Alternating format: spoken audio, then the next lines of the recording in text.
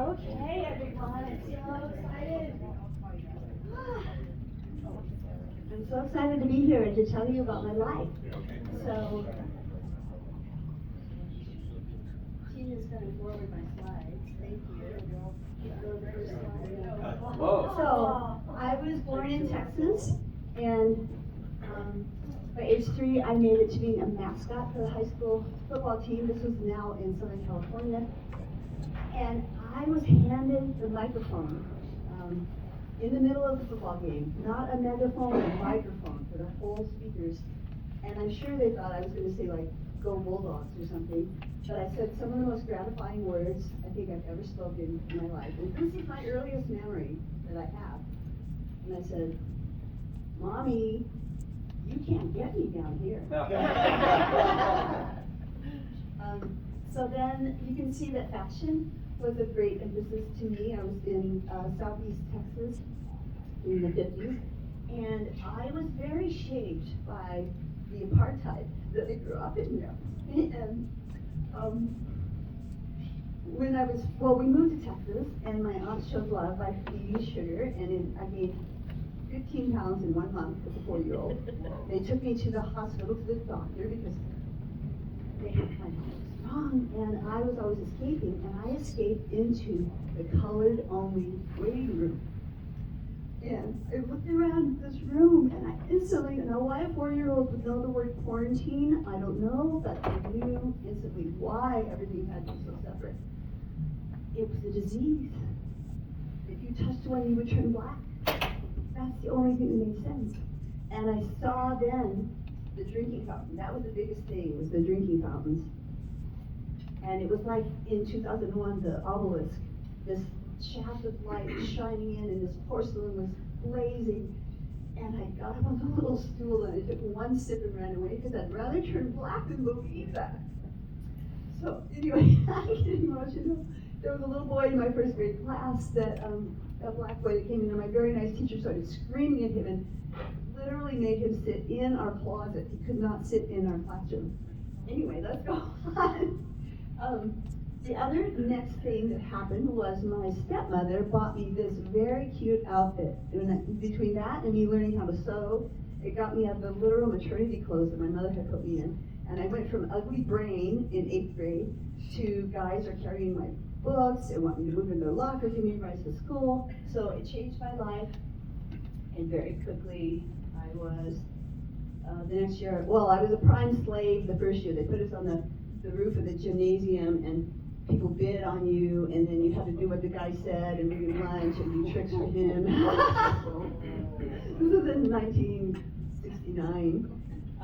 But anyway, that was Sweetheart Ball Queen, and then on to Junior Homecoming Princess, and then it all crashed down.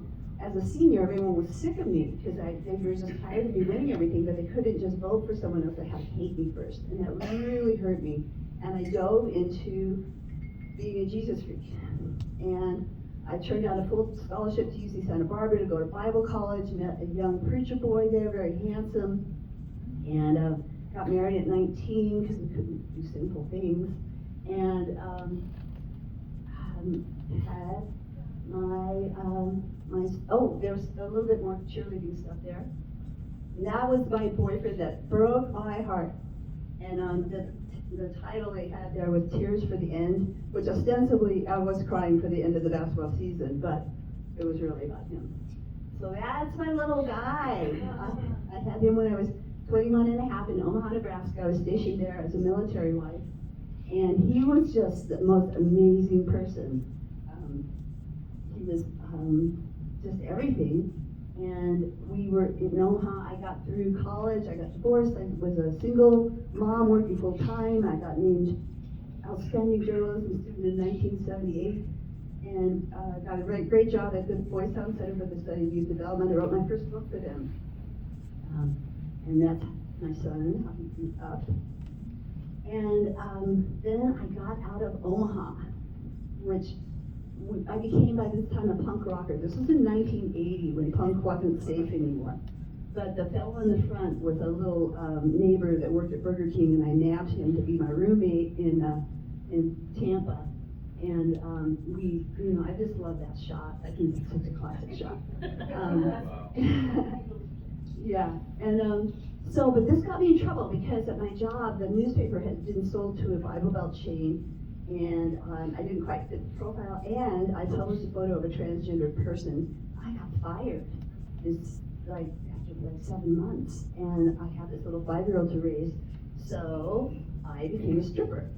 And I became a punk rock, shaved head, nose pierced, skateboard, and it was very fun and very exciting. I was known for standing on my head playing my violin naked. And Manny Rogan, the old guy, he was like mismatched plaid suit, old, cataracts. I couldn't see a thing. He's holding my legs to keep my weight off. He's like, "Guys, you should see the view from here." It was very sweet. The next thing was I went up to Nicaragua. I was in the first, this was in Manhattan. I was in the first construction brigade that went to Nicaragua from the U.S. And that's me with some Nicaraguans. I had a little boyfriend down there. He was killed after about 3 months after I left the Contra. That was a hard shock. And then I fell in love with this gentleman. Cliff Ross was my Christian anarchist poet. Love. We lived together 5 years. I still now celebrate Christmas with him and his wife of 30 years, and we have so much fun. And that's my family where I go, because when I became a stripper, I lost my son. That's the big thing in my life. I didn't lose him, he's alive. But the preacher boy came, because I forgot to mention, when I was a stripper, my name was Blackjack Savage. And Blackjack was from Blackjack Ketchum, a bandit ancestor of mine who ran with Jesse James. And Savage was the preacher boy's last name. I had to use that. My family and he were able to plot and get custody of my son. And I never had another child because I didn't want to replace my son. And but it took me, this really dimmed my life for like 40 years. And when I was 67, the prophet Jeremiah came to me and said, "You were a wonderful mother." And I was like, "What?" Because I really thought I must have done something. So now that I know, it's good. Life is just beginning. That's part of why life is just beginning for me right now. That's my second book, Fatal Moments, The Tragedy of Accidental Killer. I was a Midwest correspondent for Human Behavior magazine, found a professor who had done a study on accidental death, and published a piece in Psychology Today about it. 265 people wrote me letters and said, "You must write a book about this. It's the worst thing I've ever experienced. People need to know they can survive." So that's what I did. Very depressing topic. But all during the stripper years, I would run back and work on my book in between my sets. Then I bought my land. So you can see, this looks like a very beat up door, but it's intentionally to look antique from an old Chevron station. I helped someone build that cabin. The octagon I built, this is in the foothills of the Sierra Nevada, a town called Mountain Ranch, about 2,500 elevation. And I had my massage school there. Oh, I forgot to mention I studied massage while I was in Berkeley. That's the love of my life. It's so much fun. I'd rather be doing that than anything. And don't ever build an octagon with a single pitch roof. You have compound angles, and I had a little junior high protractor to figure all this out. And I didn't know what I was doing. I didn't know about eaves. And people would come out and say, "No, you have to." Anyway, a lot of work. This all burned in the fire in 2015. And then, but that's a beautiful land. It's going to become an artist colony. I'm in the process of clearing all the dead wood, and it's, it's amazing. It doesn't look like that now because it's been burned. And but back up one slide if you can. But otherwise, just keep that one. It's fine. At the end of me being at the land, I got shot out. It turns out that people thought I was a witch because I led firewalks, which is what had opened me to owning the land. I was given direction at the firewalk seminar to go and buy this land. And so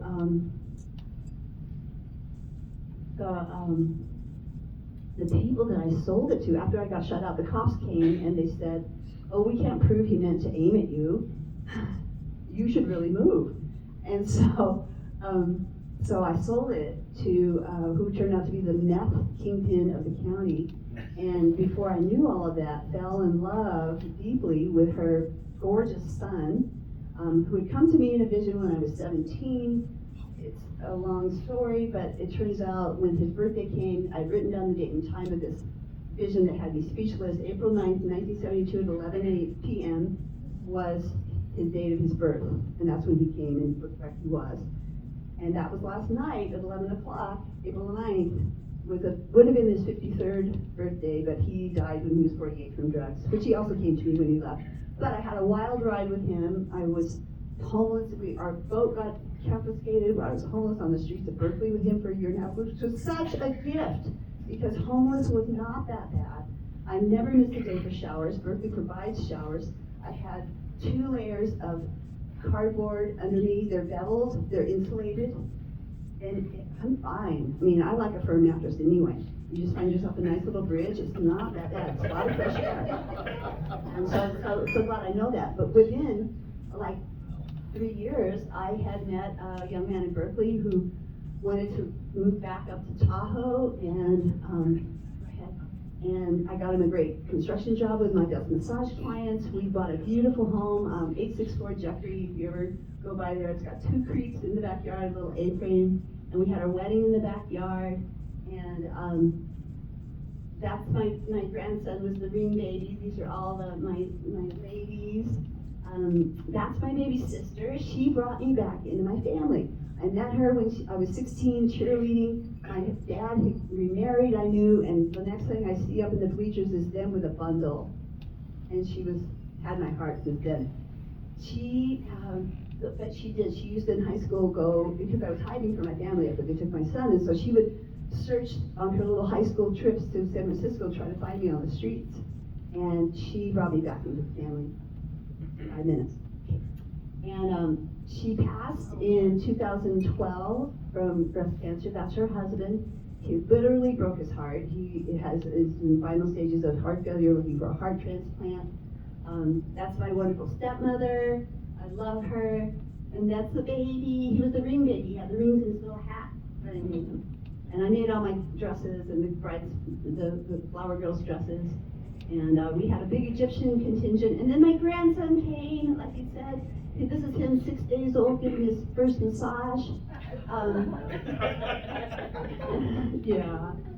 Go ahead, we'll just speak through these. And that's cute kids. That's what they look like now. My grandson drew that when he was 14, got commissioned to make the book cover. My granddaughter at age 12 going on 34, Patsy Cline, laughing on the outside, crying on the inside. That's my wedding dress for my first wedding. Then I was just having a lot of fun up here in Tahoe. The best thing that happened to me was coming here, because a year and a half after that marriage, my husband left and this town rallied. This club supported me during COVID, and it was a huge help. And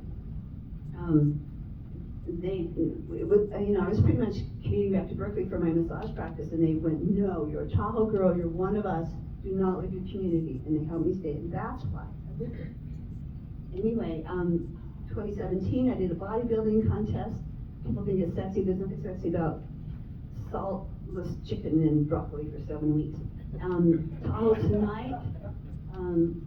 This is the Star Follies. Yay! With Nancy Porton, Barbie movie. This was with that's okay. That was just at the Nutcracker.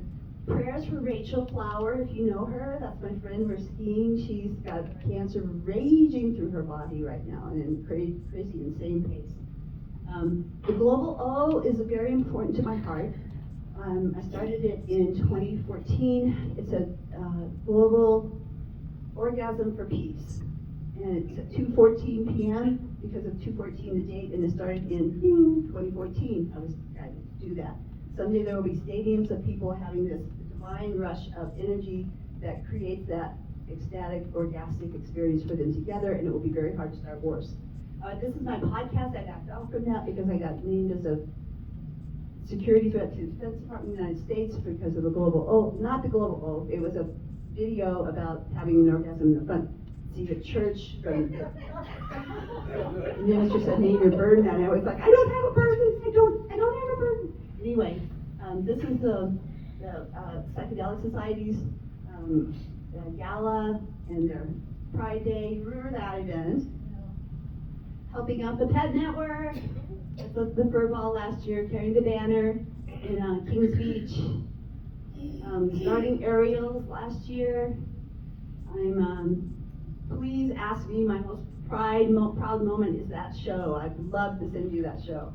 It was so fun from last Christmas with the Flow Arts.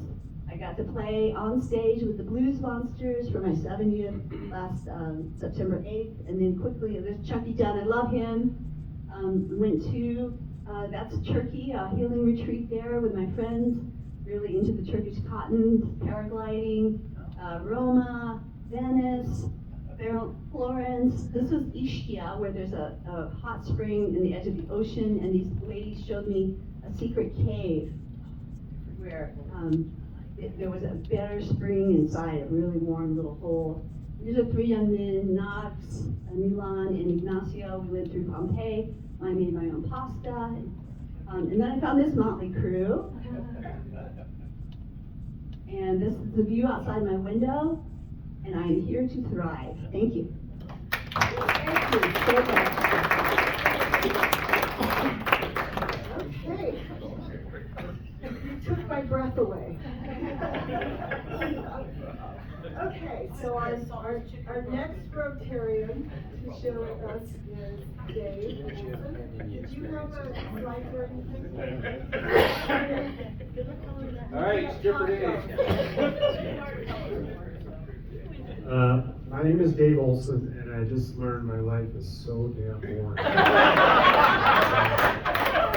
don't even know what to say. Thank you for having me this morning. I live in Truckee with my wife. We're having our 39th anniversary in September. I retired a couple years ago. I sold software for 40 years. HR, payroll, benefits, and then the last 10 years of my career was really around workforce management, labor analytics, and advanced scheduling,